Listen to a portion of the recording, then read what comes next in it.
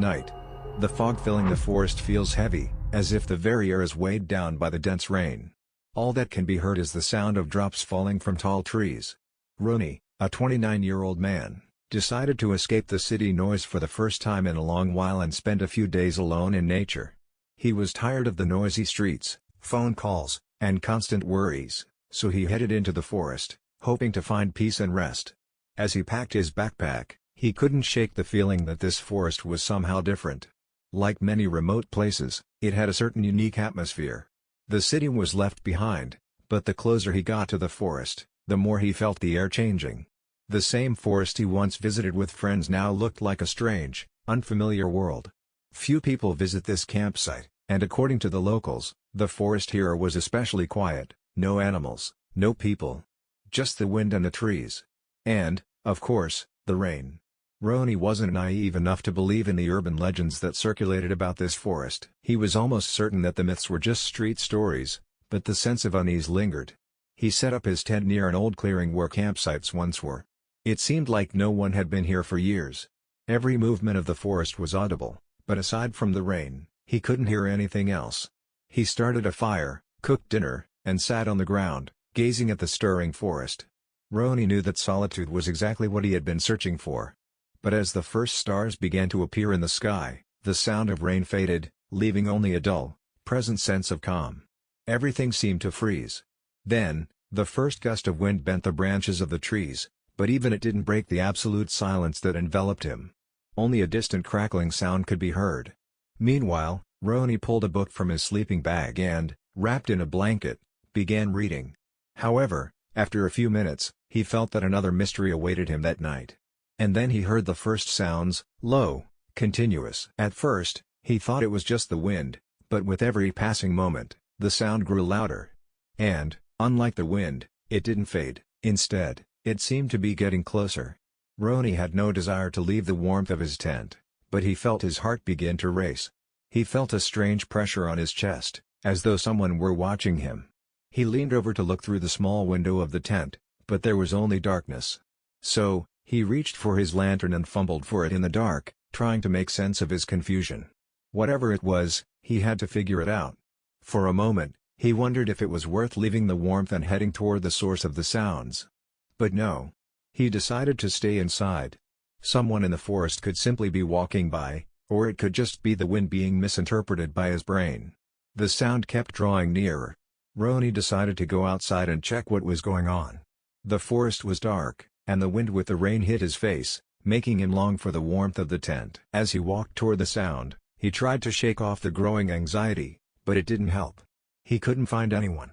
It seemed like the forest around him had become even more desolate, darker. The rain stopped, leaving the ground wet, but the crackling from the darkness didn't stop. Ronnie felt the sounds not only through the physical world but also through his nerves. He could feel the tension tightening his chest, as if something was squeezing him, making it hard to breathe. At that moment, his lantern suddenly went out, and he stood in the darkness. His heart was racing, but he didn't move, he just listened. And then he heard it, someone stepped onto the ground near him. Something or someone was there. Ronnie nervously searched for the lantern, but it wouldn't light. And then, right in front of him, the strange sound appeared again. It was as if someone was standing there, but no figure was visible.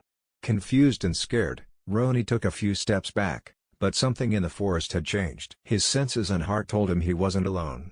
And for a moment, as he tried to move forward, a dark figure in the fog appeared before him. Was it just an illusion? Was it someone else, or had he fallen into a trap that he hadn't noticed?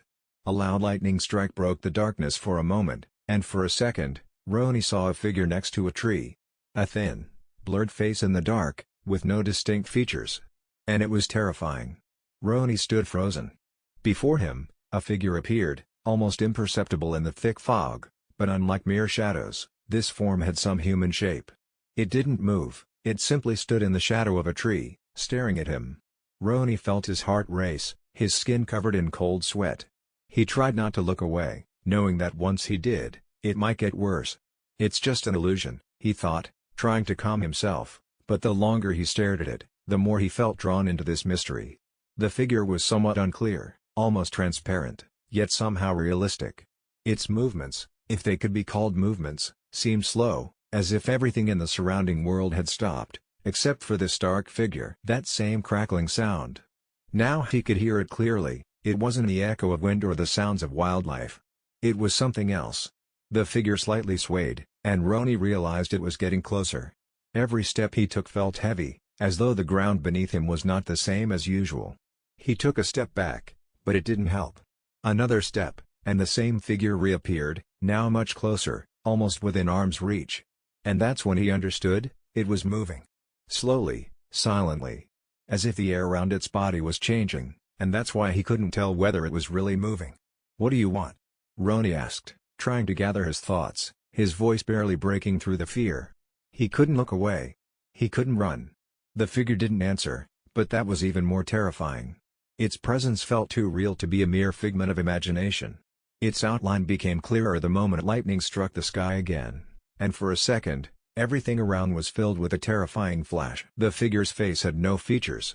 Just darkness, covering it. Roni felt cold sweat covering his body.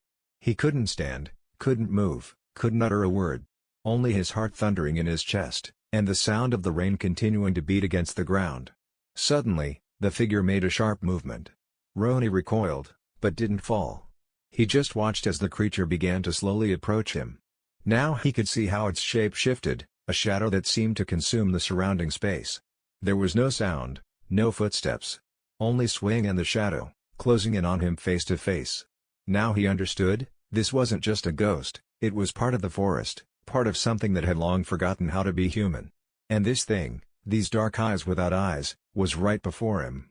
Climax, Roni couldn't pull away, even though his mind screamed at him to flee. He took a few heavy steps back, but his legs felt like they were filled with lead. And then, at the worst moment, the tension he felt when standing before an unpredictable horror returned. Roni tried to grab his lantern, but it went out again, leaving him once again in the dark. He tried to light it, but couldn't, his hands trembling. The figure was standing so close now. And just as Roni was about to take his last step back, the creature reached out to him. Its fingers were long, thin, like tree branches, and when it touched his skin, he felt its coldness. Like a frozen hand, chilling him to the bone. Then everything went dark. Roni felt a sharp pain in his chest, as though something was squeezing the air out of him. And this moment seemed endless. He wanted to scream, but couldn't. The forest became deafeningly silent. And even though his legs began to fail him, his gaze was still fixed on the face of this creature, now closer than ever. And then the figure simply disappeared. Completely. But not from the forest. It remained with him. It left a mark on his soul. The traces of this dark fear remained in his heart. Roni, consumed by the feeling that he was not alone, that he had never been alone, stood, breathing heavily in the dark. And his heart still beat. And just as he feared the figure would return, he realized, now he was part of the forest, part of something unfathomable. Roni returns to his tent, but everything seems different. Every sound of the forest now changes, becoming foreign. The footsteps in the dark seem like his own, but it's not him. It's another entity, following him, living inside him, reflecting the forest and its dark depths. And when he returns to his city, he already knows, what awaits him is not just his usual life, but also what has remained inside him, something that cannot be seen but can be felt, like the dark forest. Roni returns to the city, but the feeling that something is wrong doesn't leave him. Everything around him seems unreal, the sounds have become louder, and the colors appear somehow unnatural. He tries to forget about the events of the night, convincing himself it was just a nightmare. But with each step, his confidence fades. There's something wrong with the air, with the people, even with the city itself. It feels foreign to him, as if he no longer belongs there. He enters his place and shuts the door, trying to find some peace. But the more he tries to push away the fear, the more he feels his soul still connected to the forest. It's as if the forest, these dark figures, have left a part of themselves inside him, and he can no longer be the person he was before. That night, Roni can't sleep. He sits on the bed and listens to the silence. And suddenly, he hears it. That crunching sound. Faint, but real. It comes from the door of his apartment. Roni jumps up again, and his heart clenches tightly in his chest. He looks at the door but sees nothing. The silence in the room still feels foreign. And then he hears it, the figure, the whisper, as if it's coming straight from his own thoughts. He slowly approaches the door but can't open it. Every movement is slowed by fear. The door suddenly opens, and all he sees is emptiness. No one. But something changes in the air. It's as if the forest has entered, blending with the room. "You're not alone," that voice sounds muffled in his head. Ronnie tries to close the door, but it won't budge. It opens again. And he sees a dark figure standing in the doorway. But now, it's not the figure from the forest. It's himself. And he sees himself in the darkness, frozen in the same form he had in the forest clearing. And he realizes that this stark entity, this forest, they are a part of him. They've always been there, he just never noticed them before. Ronnie realizes he won't be able to rid himself of this. This shadow will follow him forever because now it's a part of him. Epilogue: a few days later, Ronnie tries to live normally, but with every step, his sense of self crumbles. People on the streets no longer seem familiar, and the forest that was once so far away seems to be drawing nearer. He sees shadows in every corner, hears whispers, even when his eyes can't find anything. And no matter how hard he tries to leave this fear behind, he understands, he's no longer a person from the city. He has become part of that forest. Part of that terror that now echoes in every breath he takes. The shadow that began in the forest will never leave him. And perhaps one day, when the darkness returns, he will be standing in that same forest. But this time, he will be one of them.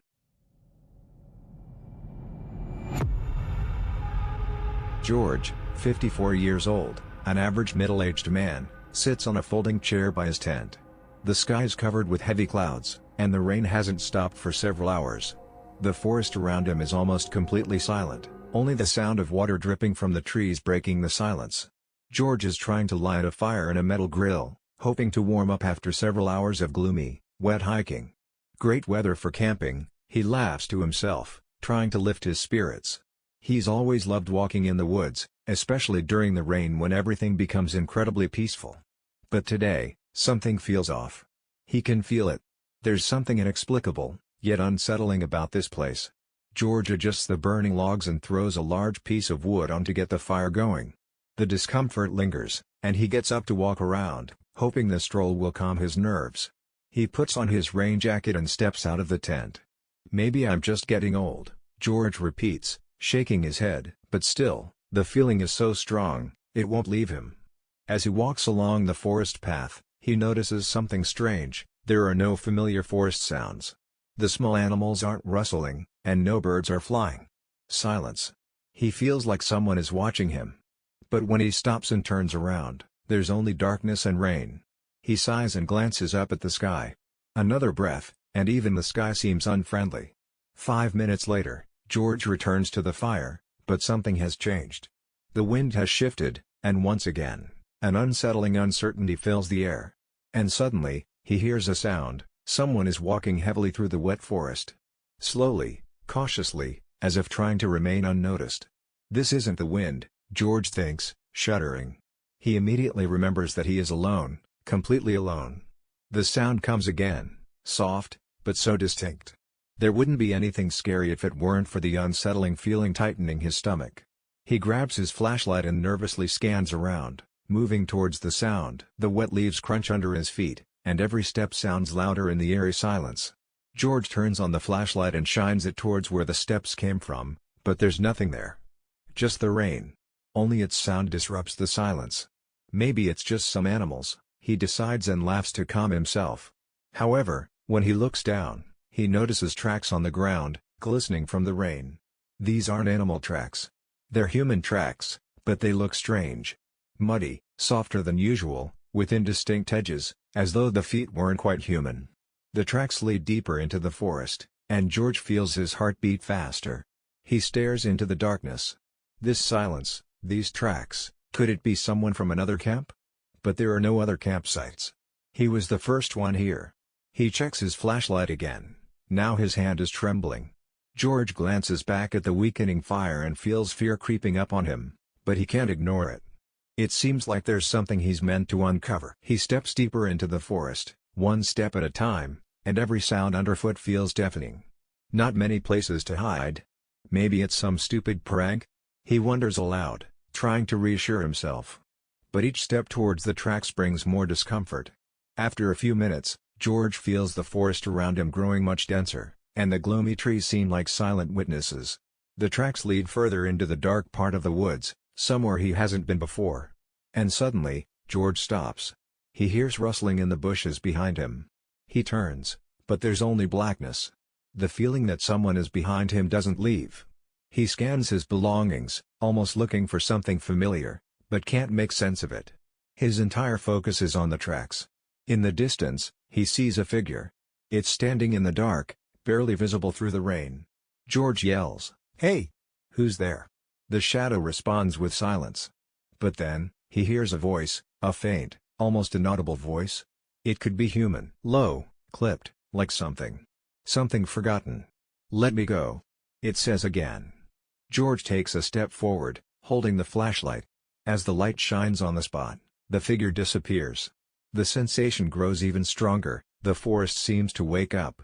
The tracks lead to an old tree, and there on the ground lies something dark. George bends down to look, but in that moment, something shoves him from behind. He falls, sliding on the wet ground, and looks back. There, among the trees, a dark figure stands, watching him. Terror takes over him, and he realizes that this isn't just an animal or a random traveler. It's something else, and it doesn't want George to uncover the truth about what hides deep in this forest. George stands up, his heart pounding in his chest. He struggles to breathe, his legs shaking, but he forces himself to move forward. The forest around him begins to feel even darker, almost hostile. He takes cautious steps, never taking his eyes off the dark figure still standing among the trees, motionless. George feels the cold sweat on his skin. "Who are you?" he shouts again, trying to hide the fear in his voice. But the shadow remains silent.